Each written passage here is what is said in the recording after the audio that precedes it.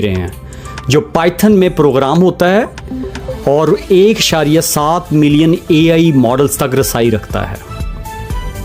कीमत एक आम स्मार्टफोन जितनी। जब इल्म, नीयत और टेक्नोलॉजी एक जगह जमा हो तब तरक्की का दरवाज़ा खुल जाता है।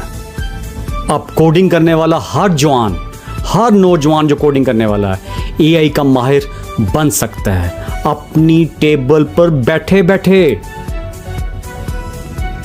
चलें अब बात कर लेते हैं दूसरी बड़ी न्यूज़ की इस वीक की। वो है पैंथर 2.0, ब्लैक पैंथर 2.0, दौड़ता हुआ मुस्तकबिल।